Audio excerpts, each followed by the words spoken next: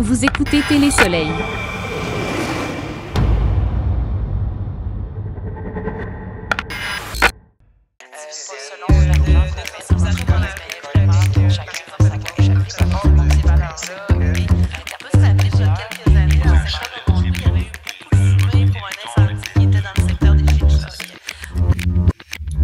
Les 7 astuces du mouvement Santé mentale Québec sont des principes conçus pour aider à maintenir et améliorer la santé mentale individuelle et collective.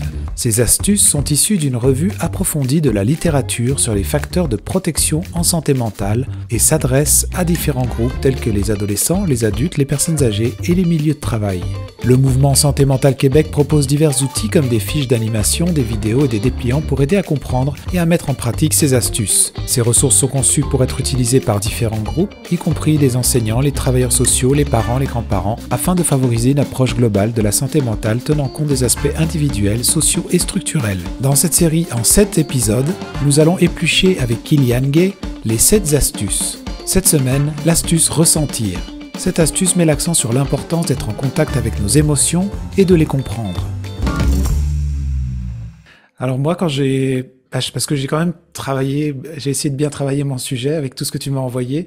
J'avais l'impression que l'astuce qui nous interpelle cette semaine, là, ce qui est ressentir, me semblait être comme un peu. Je sais que tu nous as dit la dernière fois que il y avait pas forcément d'ordre, mais je le voyais comme une certaine base, on dirait, comme un appui, comme celui déjà de ressentir nos émotions. Alors, est-ce que tu peux nous donner un peu les étapes clés justement pour apprendre à mieux ressentir et comprendre nos émotions? Déjà, est-ce que ce que je disais juste avant, est-ce que tu le vois de la même façon, un peu comme quelque chose qui serait comme peut-être à acquérir, peut-être même avant d'aller vers les autres astuces? Oui, c'est vrai que, tu sais, techniquement, on passe 90% de notre temps d'éveil à ressentir des émotions. Donc, c'est sûr qu'au quotidien, si on arrive à mieux vivre avec elles, à pouvoir apprivoiser aussi c'est quoi les différents signes que ça nous donne, oui, c'est certain que ça peut démêler certains nœuds dans notre tête, puis arriver après ça à accéder à d'autres astuces comme agir puis choisir, exemple.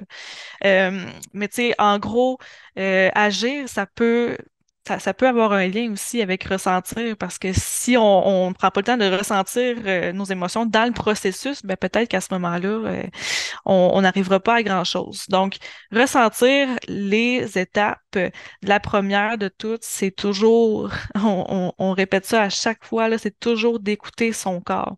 Parce que les émotions viennent avec leur ami réaction dans le corps. Fait que c'est sûr que si j'ai une émotion, là, c'est impossible que j'aie aucune sensation dans mon corps. Sauf si vraiment j'étouffe cette émotion-là le plus possible puis que je fais comme si c'était pas là. Mais c'est sûr qu'il y a une réaction dans le corps, là. Si j'ai de la colère en dedans de moi, ben même sans m'en rendre compte, des fois inconsciemment, ben je peux avoir plus de raideur dans le corps, je peux me sentir plus lourd, je peux avoir envie de me défouler parfois aussi. Donc la première chose, c'est de reconnaître nos signaux corporels par rapport à ça. Qu'est-ce qui se passe dans mon corps? Et mon corps veut essayer de me donner un message et m'envoyer un signal. Ensuite de ça, ben, il y a un choix à faire, tu sais. Il y a un choix à faire entre est-ce que je lutte contre ce que je ressens? Donc, ça veut dire que je ne ressens pas l'inconfort, mais j'ai pas réponse à mes besoins. Ou peut-être que je fais un choix différent, ou est-ce que je vais, oui, vivre avec l'inconfort, mais je vais ouvrir la porte aux solutions à ce moment-là, parce que j'accepte, j'accueille qu'est-ce qu'il y a dans mon corps. Et aussi, plus l'émotion est intense en dedans de moi, plus ça veut dire que l'événement ou la situation qui se passe est important aussi. Vient me chercher à quelque part. Il y a peut-être quelque chose au niveau de mes valeurs même qui a été touché. Donc, plus je vais réagir intensément, plus ça veut dire que je dois donner de l'attention à cette émotion-là parce qu'elle est grande puis elle essaie de m'envoyer un message de façon intense, justement. La troisième chose, c'est qu'on peut essayer d'identifier cette émotion-là. Puis souvent, c'est dur de mettre un mot sur ce qu'on ressent parce qu'on n'est peut-être pas habitué à ces sensations-là. On n'a peut-être pas encore fait le lien avec quel événement a causé cet état-là en dedans de moi. Fait identifier l'émotion, c'est quoi selon moi? C'est-tu de la tristesse, de la honte, de la colère? Ou je peux l'exprimer d'une autre façon. Est-ce que je me sens fatiguée?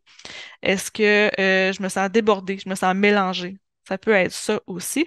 Puis à partir de tous ces indices-là, Si je réussis à identifier cette émotion-là, ben, je vais essayer de trouver qu'est-ce qui est caché derrière cette émotion-là. De quoi j'aurais besoin pour m'écouter, pour faire en sorte que l'émotion descende un peu dans son intensité. De quoi j'ai besoin en ce moment pour exprimer mon émotion. Mais là, je dis exprimer. Puis quand je dis exprimer, les gens pensent souvent que je veux dire par là qu'il faut absolument parler à quelqu'un. Oui, ça fait du bien de communiquer, évidemment, je vais pas dire le contraire. Quand on parle de nos émotions à quelqu'un, on partage un peu comme le fardeau avec quelqu'un, on a l'impression que c'est moins lourd, on peut avoir aussi le point de vue de l'autre personne, mais exprimer son émotion, ça peut se faire autrement aussi. Ça peut être par les arts, par exemple, ça peut être par l'écriture. Exprimer son émotion, ça peut être d'aller faire du sport, justement, puis de se vider la tête. Donc, tout ça, c'est une façon aussi de les extérioriser. Donc, ouais, je pense qu'extérioriser, c'est même un meilleur mot qu'exprimer dans ce cas-là. Donc, ces étapes-là nous permettent, en fait, euh, de prendre une pause, finalement, sur le quotidien qui peut aller très vite parfois, puis de trouver qu'est-ce qui pourrait me faire du bien maintenant, là.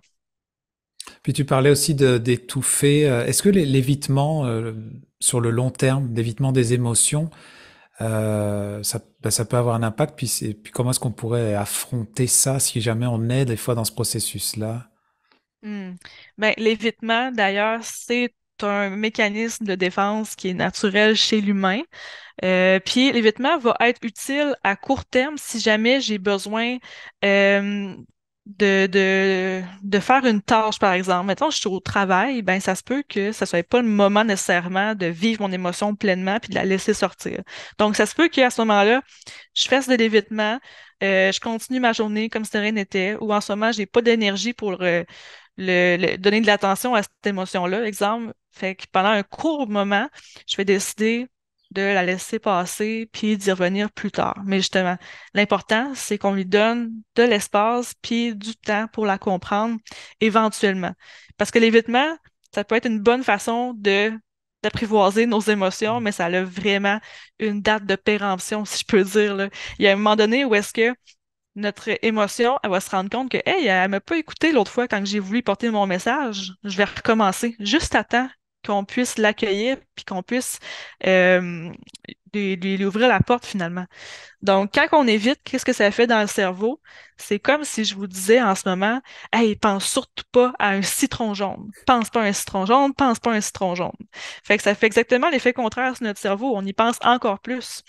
Puis la deuxième chose aussi, quand on se dit de pas penser à quelque chose, là, c'est qu'on envoie comme message à notre cerveau qu'effectivement, il y a une menace ou un danger à ressentir ça. Fait qu'on vient de confirmer à notre corps que, eh mon Dieu, les émotions, c'est pas bon, puis il faut pas que je ressente, puis il faut absolument que j'évite ça. Donc, on vient renforcer cette croyance-là. Puis pour sortir justement de l'évitement, pourquoi est-ce qu'on évite l'émotion, en fait? C'est la question qu'il faut se poser. Pourquoi est-ce que toi, tu te permets pas de les vivre? C'est quoi le but dans l'évitement? Est-ce que c'est parce J'imagine que qu'on les doit avoir sensations... peur. Enfin, j'essaie de répondre comme ça rapidement à cette question, mais j'imagine qu'on Oui, doit avoir peur. Tu parlais tout à l'heure de ça crée une sensation physique dans le corps. Des fois, c'est des oui, sensations qui sont désagréables. Puis oui. souvent, c'est ça qu'on essaye de fuir, j'imagine. En effet. Donc ça peut être une des raisons. Je me sens tellement inconfortable. J'ai l'impression de perdre le contrôle. Je sais pas quoi faire pour me sentir mieux par la suite. Fait que j'aime mieux pas m'embarquer là-dedans. Il y a ça. Il y a aussi le fait que peut-être que dans mon enfance, dans mon éducation, on m'a appris que les émotions, la vulnérabilité, c'est un signe de faiblesse. Si on vous a dit quand vous étiez jeune, un homme, ça pleure pas, ou pleure pas pour ça, franchement, puis qu'on a peut-être même ridiculisé vos émotions, qu'on vous a demandé de pas les montrer, de ne surtout pas être vulnérable, ben peut-être qu'aujourd'hui, vous avez encore ce réflexe-là de vous dire comme ben j'ai honte de mes émotions, je devrais pas ressentir ça, je dois les cacher à tout prix, etc. Donc c'est peut-être une raison aussi pourquoi qu'on fait de l'évitement pour éviter de ressentir, là. Et je sais pas si est-ce qu'il y a une différence entre ressentir une émotion et être submergé par elle. Genre, est-ce que des fois on est submergé par une émotion et peut-être que c'est là justement qu'on arrive peut-être moins à contrôler, mais est-ce qu'on est Mhm. quand même dans le ressenti? Est-ce que Comment est-ce qu'on peut maintenir un équilibre justement? Est-ce qu'il faut, tu sais, je comprends l'idée qu'il ne faut pas éviter l'émotion, mais est-ce qu'il faut, est-ce qu'on est quand on est dans le mode ressenti, c'est parce on voudrait peut-être la contrôler? Est-ce que ou c'est peut-être ça qu'il faut éviter? Ben, en fait, dans l'intensité de l'émotion, ça va toujours dépendre de ça va être quoi mon comportement par la suite. Tu sais, une émotion qui est ressentie, peu importe l'intensité, elle est légitime. Puis parfois, ça, c'est parce qu'on va nourrir le côté de l'émotion qui va nous amener à avoir des comportements un peu plus inadéquats. Tu sais, si moi, quand je suis en colère, ben, je me laisse exploser, puis j'insulte les gens autour de moi, je vais bourrasser, je vais devenir plus agressive ou peu importe, là, ben, c'est à ce moment-là qu'il faut se questionner que oui, j'ai droit d'être en colère à ce point-là, mais qu'est-ce que je dois faire avec ça? Tu sais, c'est toujours du ressentir, mais c'est peut-être pas une bonne façon de l'extérioriser, c'est peut-être pas une bonne façon euh, d'essayer de faire comprendre notre besoin finalement aux autres, là. Hmm. En fait, j'imagine que c'est la connaissance de soi, j'imagine, en fait, basée un peu sur l'auto-observation et des choses comme ça, qui nous permet peut-être d'avancer petit à petit. Parce que dans le fond, il faudrait avoir conscience des émotions. Pour en avoir conscience, il faut les connaître, peut-être même se renseigner sur c'est quoi telle émotion, quel impact. Est-ce que en faisant un peu de travail, on va dire de s'instruire là-dedans peut nous aider justement en ayant plus de conscience des émotions en général, d'aller vers une meilleure connaissance de soi. Ben, c'est sûr que mieux se connaître, ça va aider énormément à plus se comprendre parce que, exemple, nous, dans certains groupes, on propose des exercices du genre la lecture du vécu intérieur ou le journal des émotions. Fait que, exemple, moi, à chaque fois que je ressens quelque chose dans mon corps, ben là, j'écris. C'est quoi cette sensation dans mon corps? Qu'est-ce que ça me fait finalement? C'est quoi les pensées qui sont là aussi? Ensuite, ben, je vais essayer d'identifier cette émotion-là. Fait que là, peu à peu, ben, je peux faire des liens finalement entre, ben, quand que je ressens ça, souvent c'est parce que j'ai de la peine ou souvent c'est parce que quelque chose me fâchait ou peu importe. Puis après ça, à force d'avoir relié aussi cette émotion-là à certains événements, exemple, moi, je réagis toujours plus fortement quand j'ai des conflits ou ça a toujours rapport avec mes relations avec les autres. Ben là, je peux me connaître plus là-dedans puis me dire, hey, moi, il faut que je fasse attention parce que je sais que j'ai tendance à ressentir plus d'anxiété vis-à-vis mes relations. Je suis plus sensible aussi quand que les autres me donnent des commentaires, etc. Donc, oui, se connaître là-dedans, c'est important parce que chaque personne va réagir différemment aux émotions, finalement. D'accord. Donc en fait, j'imagine que la reconnaissance et l'expression, parce que quand j'imagine, bah, on le vit tous un peu sous différentes formes, comme tu dis, différents niveaux, mais laisser l'expression des émotions, ce que je comprends, c'est que ça devient crucial pour les relations interpersonnelles, la communication, tout ça. Mais est-ce que, pour moi, l'idée de laisser s'exprimer une émotion, est-ce que c'est quelque chose qu'on dit, tiens, je ressens quelque chose, je vais aller m'isoler parce que je vais essayer d'être dans ma bulle pour le faire, ou est-ce que on lâche ça comme là on est au travail, on fait ci, on le fait de cette façon-là. Est-ce que c'est mieux de l'exprimer sur le moment? Tu sais, j'essaie de voir un peu les chemins qu'on peut prendre justement pour être dans cette expression-là de l'émotion, puis après ça être aussi dans le ressenti de ça. Mhm. Ben, si le contexte nous le permet de l'exprimer sur le moment, ou si le moyen qu'on a choisi pour l'exprimer se concorde bien aussi avec le contexte, comme par exemple, je suis au travail, puis j'ai décidé de faire descendre mon émotion de colère en ayant validé avec un collègue quelque chose qui me dit ou qui s'est passé, ben là, peut-être que je suis mieux justement de le faire le plus vite possible pour éviter de m'emballer dans mes interprétations. Fait que si ma colère monte parce que je la nourris par des pensées qui finalement, ça n'a aucun rapport parce que mon collègue a juste été maladroit ou que j'ai mal interprété sa parole, mais là, oui, ça va être pertinent de le faire sur le moment. Mais parfois, quand il y a quelque chose qui bouille en dedans puis que c'est plus personnel, qu'on n'a pas nécessairement envie d'en parler, par exemple au travail, ben ça va être d'attendre en fin de journée finalement, peut-être pour aller prendre une marche pour réfléchir, peut-être pour aller parler à quelqu'un en qui on a confiance puis qu'on sait que ça nous fait du bien quand on lui parle. Donc, c'est pas nécessairement crucial de le faire dans le moment présent, mais de s'assurer de garder un moment pour écouter cette émotion-là, là. Je vois ça un peu comme c'est une gestion émotionnelle, un peu comme on gère peut-être des aspects dans notre travail ou dans notre vie quotidienne, bien gérer les choses pour essayer d'être dans un certain équilibre. Est-ce que cette gestion, euh, est-ce que ça peut être déjà vu comme une gestion émotionnelle? Est-ce que il y a un lien entre une bonne santé mentale, la santé mentale positive et puis bien gérer ses émotions?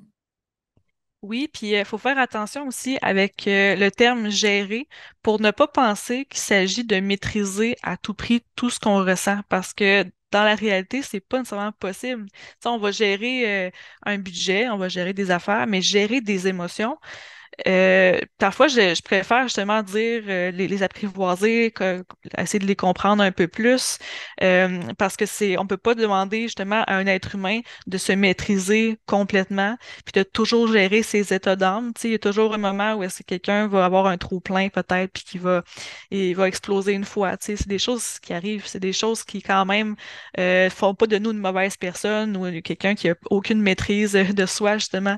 Donc, la vraie maîtrise de soi, en fait, c'est plutôt d'attendre que la poussière retombe, puis de pas laisser nos comportements, nos gestes, nos décisions être trop influencés par l'intensité de notre émotion finalement. Parce qu'une émotion, ça dure, dans son pic d'intensité, là, ça dure entre 30 et 60 secondes. Donc, c'est sûr que si on agit dans ce 30 à 60 secondes-là, oui, ça se peut que là, on fasse on a un comportement peut-être qui dépasse un petit peu ce qu'on avait prévu ou qui peuvent paraître exagérés aux yeux des autres. Alors, c'est plutôt de, de prendre le temps de comprendre, puis de prendre le temps aussi de laisser cette émotion-là prendre de la place, mais maintenant, qu'est-ce que je fais pour l'exprimer d'une bonne façon? Mais peut-être pour terminer, puis pour faire le pont avec ce qu'on a vu dans le premier épisode avec l'action, agir, ce que je comprends en fait, c'est que qu'on accueille une émotion, qu'on l'observe, on est dans l'action en fait déjà, on est déjà en train d'agir petit pas à pas, on est en train de faire les petits pas, comme tu disais, de géant tout à l'heure, Oui. pour toujours être dans la santé mentale positive. Absolument. Ça, c'est certain, là, si on fait juste ça au quotidien, de s'écouter un peu plus, puis d'accepter la place que prennent les émotions dans ma vie, là, c'est déjà beaucoup. C'est déjà un grand pas vers l'équilibre pour arriver dans les différentes sphères de ma vie, à me sentir mieux, à sentir que j'ai le droit aussi d'exister carrément. Puis dans les petits pas que je vais faire aujourd'hui, peut-être que ça sera lié à mes émotions, en effet.